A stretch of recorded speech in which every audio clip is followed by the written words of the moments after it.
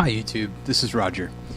Today I want to talk about a very touchy subject because it has a lot to do with friends, family, people you're around on a daily basis, and what kind of energy they can bring into your world. Now I can say I've been on both sides of this spectrum, so I know from experience just what I'm talking about here. Now I do also believe that I have coined the phrase that I'm about to bring up. I don't know if anybody else has ever used this term for this particular subject, but I wanted to go ahead and let you know specifically what it entails. So the subject we're going to be discussing today is contingency friends. And contingency friends are basically people that, in a nutshell, are only your friends until you do something that affects that friendship. And even then, sometimes those friends will still be your friend, but they have these hurt feelings, and then they make you feel guilty about them. There's a lot of words for them: clingy, needy, socially inept, etc., things of that nature. But I'm going to go over some things of how you can find out who are contingency friends, how you can avoid them if you can, and also what you can do to help people that you've actually come across that are contingency friends. So let's go ahead and get started. So first things first, contingency friends are bad for your personal health and well-being. There's one thing about contingency friends that is very annoying. They have to latch onto you. They ruin your schedule. They want you on a dime. They need you on a whim. And there's always something that's pressing in their lives that they feel is going to be that they need you around for. Now, I'm not sure if this stems from jealousy. I'm not sure if this stems from just a desire to be around people because they don't have friends or whatnot. But you have to look out for you. Rule number one is looking out for you. Now, again, like I said, I've been on both sides of the spectrum here. I have been a very clingy person. I was to my partner, to be honest. And it got to the point where I was jealous all the time. I still go through my bouts sometimes, for things like that. I've just recently discovered that. But I'm more open about it, and I catch myself doing it, and I bring it up, and then I can resolve it. I think it's human nature to, you can control it, but it is human nature to be jealous. As long as you understand how to talk about it, discuss these things, be open about this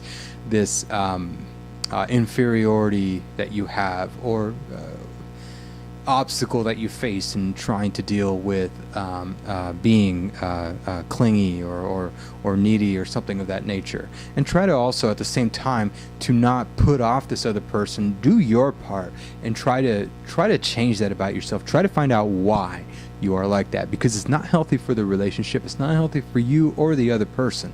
You're dragging that person down. I always felt like I was sucking the soul out of this person.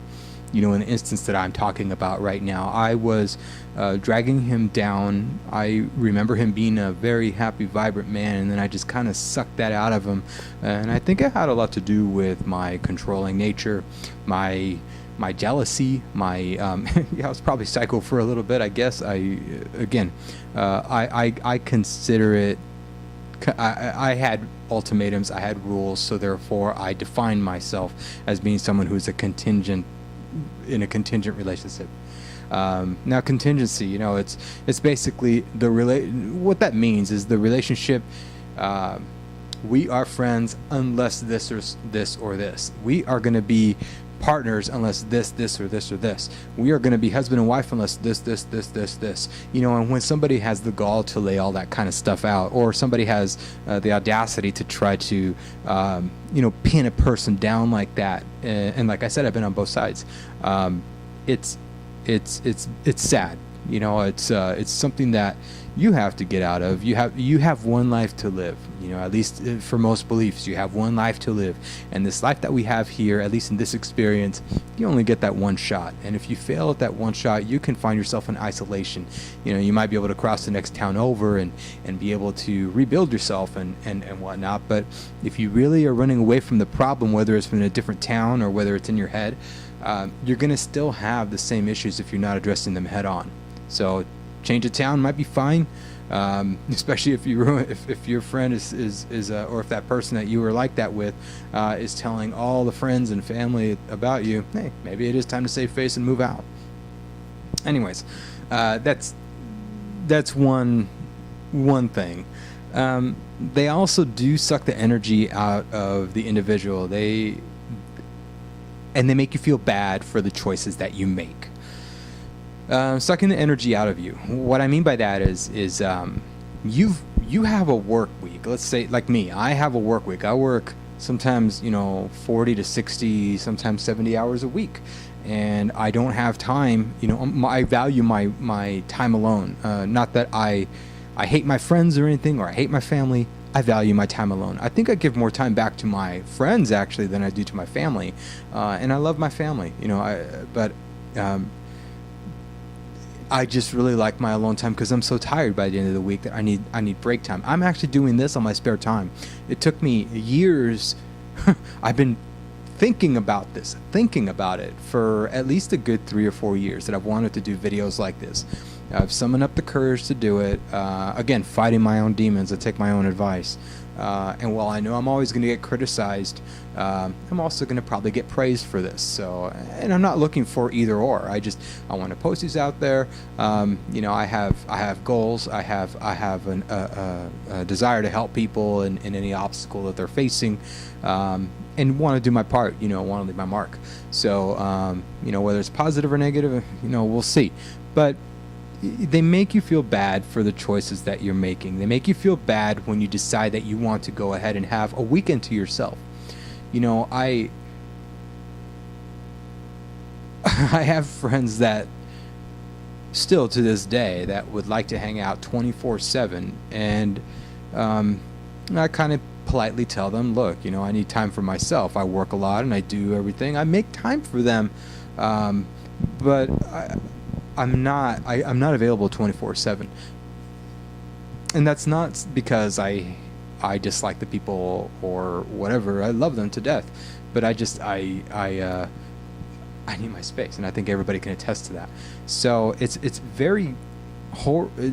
hard for me when somebody sends me voicemail messages on Facebook or text or whatever, saying, I know you're awake and I'm going to go over to your place because I know you're awake and yada yada yada. No, respect my time. I work hard. I give you time. I give you a good amount of time, and I'd respect it if you let me have my own schedule for my weeks.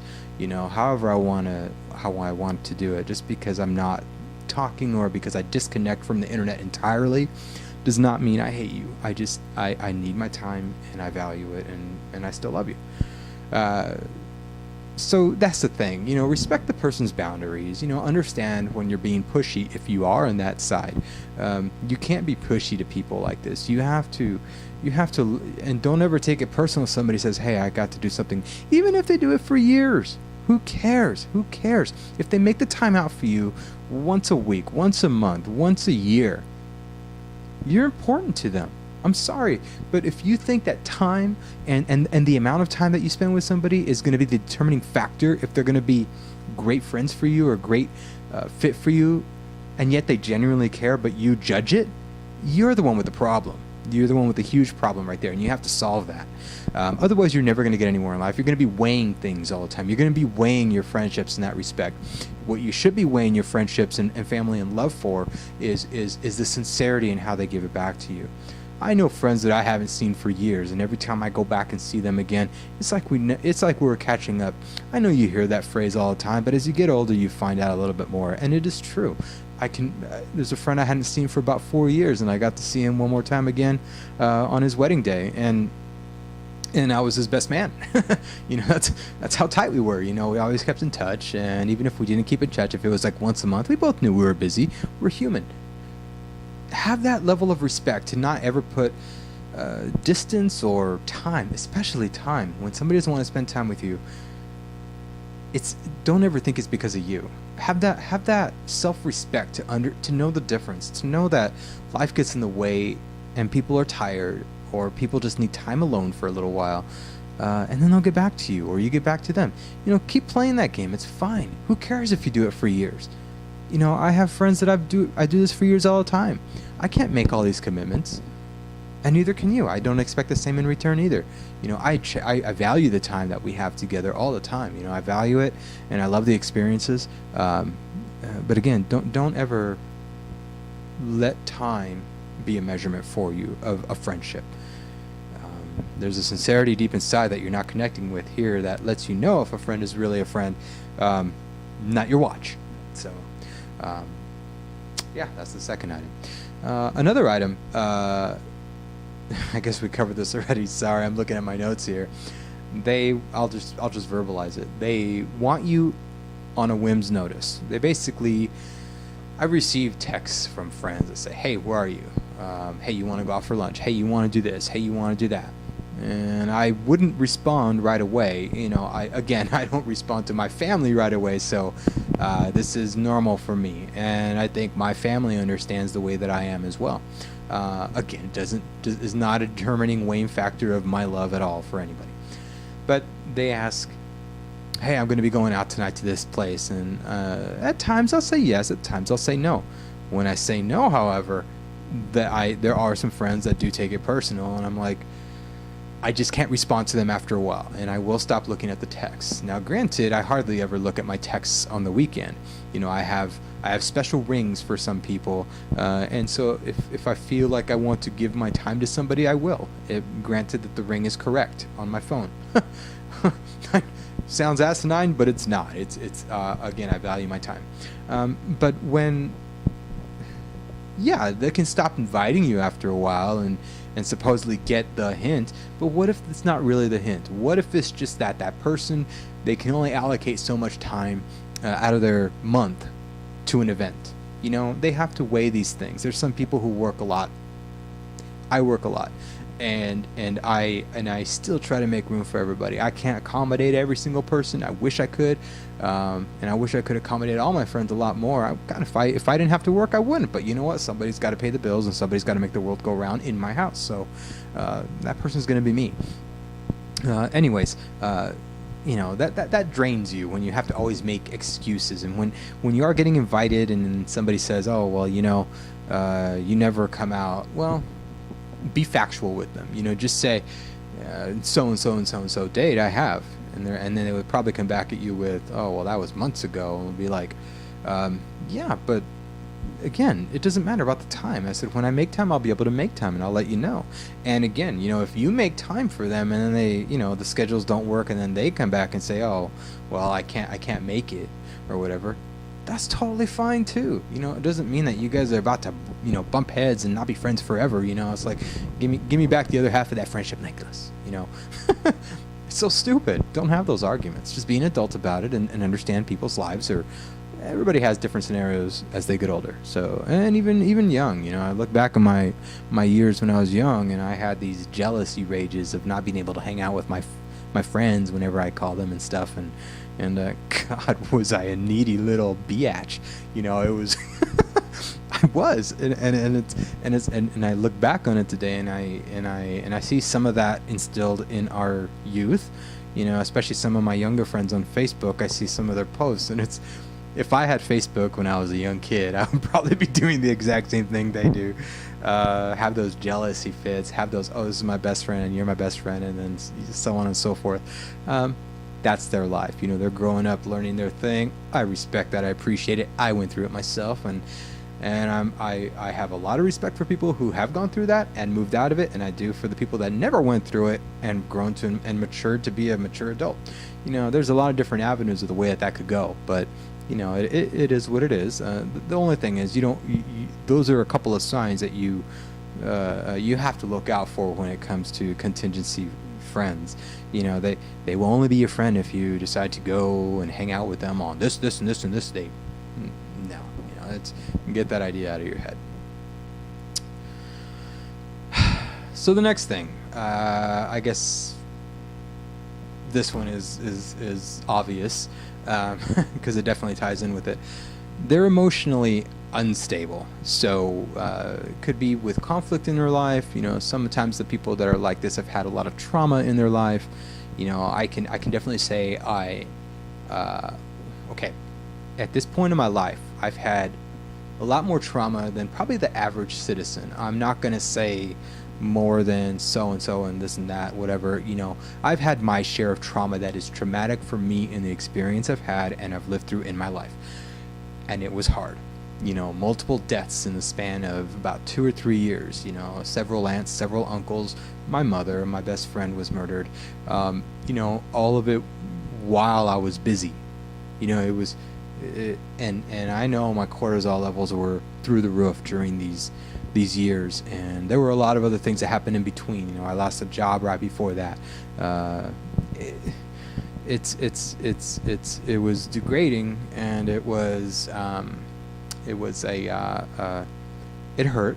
Obviously all those scenarios hurt, but the ones who were hurt the most were the people that actually had these things happen to them. And some of them took it,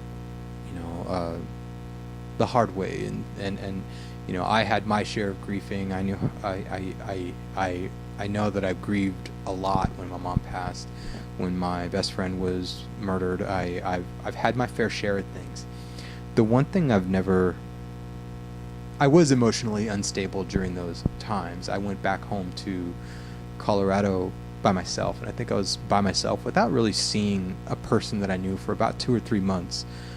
So I was coping with the death by myself, death of my mother by myself for a little while. And not to say that people didn't care. I had the understanding and the maturity to know that other people had their lives, and I also kind of didn't know how to react to my own scenario. I was still vulnerable, but it was, I dealt with it myself, and it made me a little bit of a more tougher person, I should say. My mom left me a parting gift in that, where I think it was a little bit after or before that I started not taking things really personal. I'm not sure. I think that sometimes maybe that, in my experience, it definitely was related. Me taking things personal and being a contingent person, a contingent friend, had a lot to do with the fact that I never really experienced a lot of this stuff beforehand. Everything was always blasé before then. I've always was conscious about life, but I never was so deep about it to the point where, I make this choice where I buy a water bottle. It's plastic, and then it goes. It's a chemical form of plastic, and it goes and it destroys, a lot of animals. Birds will eat the bottle caps. Animals will get tied with the straws. The turtles will get them put up their nose and stuff. Also, it's cancerous for you. The heat. It doesn't have to be a lot of heat, but the heat from any sort of plastics can get into your body. So, I guess where I'm going with that is I've learned to evolve the way that I thought about things. I used to think I was conscious about these issues, like using a water bottle not using it over and over again, not just having one bottle that I use. I used one over and over and over again, and I thought I was being a health conscious person and good for the world because the bottle said, we recycle, whatever. But then when you get older, not even the older thing, when you get past those phases, you realize, I'm still doing damage here. I personally I've only been drinking from glass bottles. I'm surprised I don't have one right here. I only drink from glass bottles, and I've been doing that for about maybe 5 years now, 5 years straight, and I will never go to plastic. I think unless it's at a wedding or a party or something, I will do my best to either stay away from it, but if I am really thirsty, I'll probably get a small one, or if I can find paper somewhere, I will. But there are those rare times where you can't control it. Anyways, going off the deep end here, I went from thinking that I was a conscious person to actually being aware of what I needed to do to be a conscious person. I can get into the glass bottle thing later on in a different video, and I'll tell you why that's actually a benefit over people buying this Dasani and all this crap water every time. So you mature after a while. Usually it takes a couple of unless you're a very stable person to begin with and a very level-headed person or whatever, it might take you a while to become a mentally stable person and be conscious of the fact that you're being a control freak, a friend that is a jealous friend, etc. The very last thing that I want to go over in regards to things to look out for regarding contingency friends is they are bad for your health and your personal well-being. Now, I say this for a couple of reasons.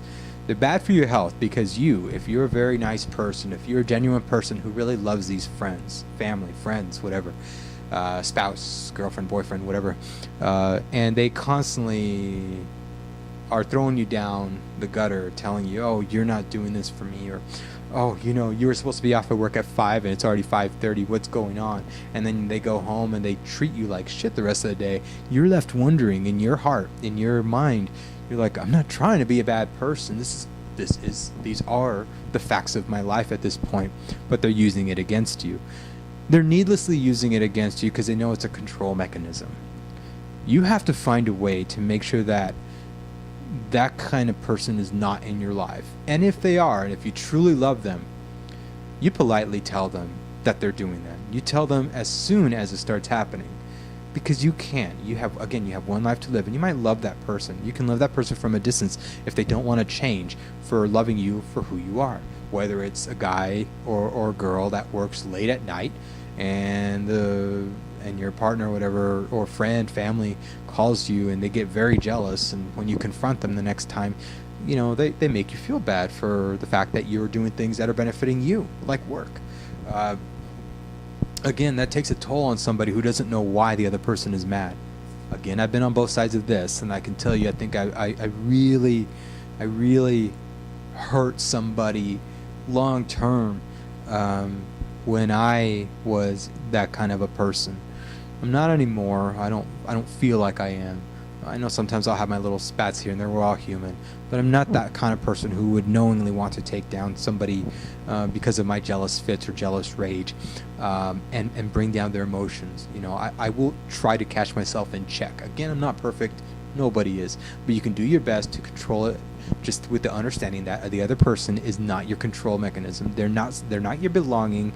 They're there because they love you, and they want to spend some sort of time with you in their life. It's meaningful. They have that one life too. They realize it. People that are so open and loving will realize that, and they will care enough to be around you, and they will work through these things. But they can only work and give so much energy to trying to point out this flaw that you have in berate and belittling them and making them feel guilty. They don't want to feel guilty. They want to have a life. They want to spend some of that time with you. But when you keep doing that, that's a detractor. You have nobody to blame but yourself, and you won't blame yourself unless you're wanting to be aware of it. So, there's that. This next part that I want to discuss regarding contingency friends is how you can avoid them. It's usually hard when some of them are your family, your friends, or lifelong friends. I still, I'm not going to mention any names, but I have friends that I have today that I deal with on a daily, weekly, monthly basis, yearly basis, whatever, that are like that. Am I going to kick them out of my life? No, that's rude. I've never kicked anybody out ever in my life. I usually let them do that. I let them do the packing because I am not that type of person that's going to be so self-centered and get so ass hurt that I'm going to be giving them ultimatums. I'm so glad I am aware of this because I can be very honest in saying that I've had a lot of people just walk out of my life because they are that type of person. They are the contingency friend. They don't want to hear your politics. They don't want to hear your debates. They don't want to hear your facts. They don't want to hear your side of the story. They don't want to hear your opinion. They don't want to hear when you criticize them. They don't want to flourish. They don't want to learn. They don't want to have that ability to better themselves. They'd rather stick in their echo chamber of thought and belief. Boy, do I have a good example. I'm going to be making a video of here very soon regarding a Facebook post of a friend, which I will be blanking out that person's name out of respect, that was complaining that light-skinned Mexicans have more of an advantage than dark-skinned Mexicans. Now, it's probably because of the light, but when it gets hot, I get dark. I get dark as that red lamp over there. I can get dark as this picture behind me. And then I put my post on there about, well, my sister, my older sister, is a light-skinned Hispanic woman, and I'm a medium to dark-skinned. Are you telling me that my sister has better opportunities than I do when she's actually going through her own obstacles as we speak at this point in time? And I feel like, anyways, he deleted my comment. So I'm gonna go ahead and get into a whole charade about discussing that topic on another video, but. Yeah, so you'll want to avoid people who have the signs. And the signs are, or you'll want to avoid them, but you're also going to want to address them if you do value that person, whether you met them or they're in your life for a long time. Some of the signs are when they send you texts with immediate urgency, even though they're not urgent. Oh, I need to talk to you really fast. Can you call me when you have a chance? And then you call them, and then they talk to you. Your time is valuable, and you call them. You make that time because you think it's something urgent, and then it's something stupid like, oh yeah, this girl at work was just all over my face, and they're like, whatever. Acknowledge it right there. Just say, look, you wanted me to call you for this. I said, we can talk, when we have a beer or something after work, or at the end of the week, or at the end of the month, or whatever. But right now, I'm busy. I could have used this time to just relax. Instead, you're elevating my cortisol level here, levels here. Emails. They'll constantly email you. They'll want feedback and responses as much as possible. The people that are probably the most obvious to spot are the ones that will do this and post it on your wall. Post it on your Facebook, post it on your Twitter, and just be like, I've been trying to reach you all day. Where are you? Those are them. Those are the contingency friends. They don't even have to say anything more than that. When you, unless there's something severe like a death or an injury or something, if it starts to be a regular pattern, that's those type of people, and you're gonna have to tell them to calm down. I've always hated when people post stuff on my wall and they're trying to get a hold of me. That's really disrespectful. There's a time and a place for that, and if I don't answer my text, email, messaging, or whatever, wait for me to do so. Unless you're at the hospital or something, or something big has happened. I'm granted. I don't think I've ever had the scenario where somebody's in that scenario, and I think my friends would have the courtesy of not letting me guess. They would say, hey, Roger, call me. Something bad has happened, and it's urgent. And then they don't have to get into details at that point in time. I could probably understand, the message there. But then if that message is displayed and then I call and it's about, oh, this girl is just being all over my ass today at work or whatever, I'm going to tell them how to straighten out their issues there, and how to organize what is important and what isn't, because then I worry, and I don't want to be that worry wart. They're also clingy. These kind of people will want to be by your side. I think I've given many examples of what kind of people they are, but they'll want to be by your side all the time regardless. And again, when you value your own personal space, when you value a healthy relationship with yourself, with a balanced relationship with your work, family, friends, and whatnot, and this one person or a couple people are like this, and you notice that, you need to address that as well. You can politely say, I can make a day or two out for you for this, but I'm sorry, I can't do any more. There's nothing wrong with that. However they respond is going to determine what kind of person they are initially. If they respond by saying, oh, well, why don't you want to hang out more? Well, then the conversation is going to go into the contingency portion of this, or you're going to have to at least bring up something where it has nothing to do with who they are as a person, but that you're trying to make a work-life, friend, family balance, and that's just where it's at. There's absolutely nothing wrong with that. These kind of people also hate being alone. I personally love being alone. In the past, I never liked being alone. In the past, I hated the idea of being alone. I cherish it now. I get to think in my own head. I get to relax. I get to be me. There's probably only one other person I know I can live with, and that is my partner. And I don't think I think he feels the same. I hope he feels the same way as well. But we both just gel. We've been in each other's lives for at least 15 years now, and 14 years, and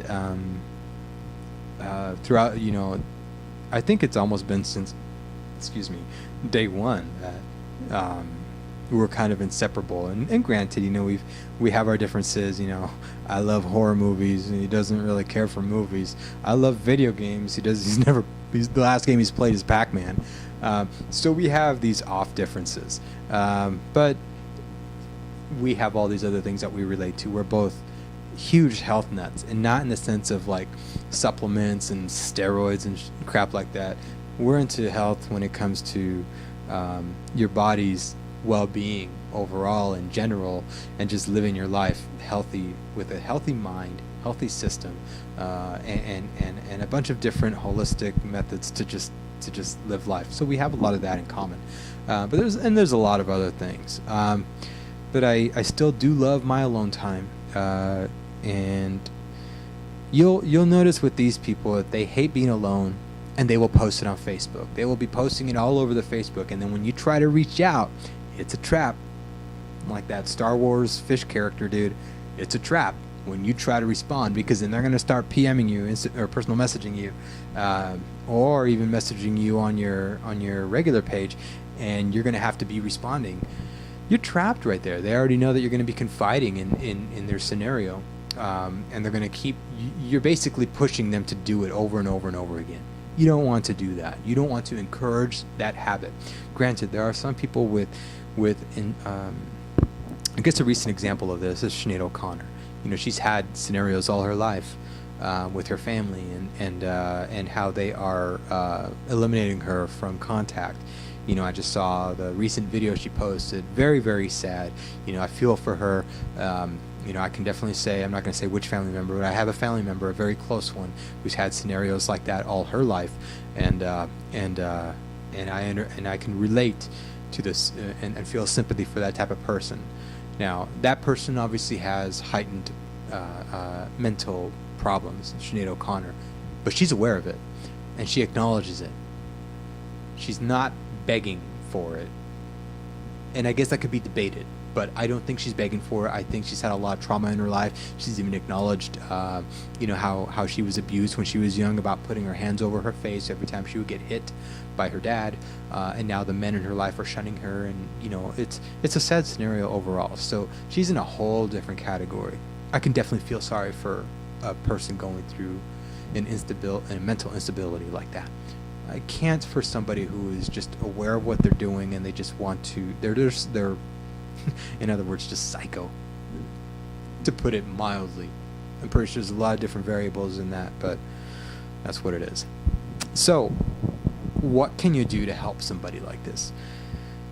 Well, mostly nothing. People have to learn to help themselves. If they don't want to help themselves, they're going to be in denial.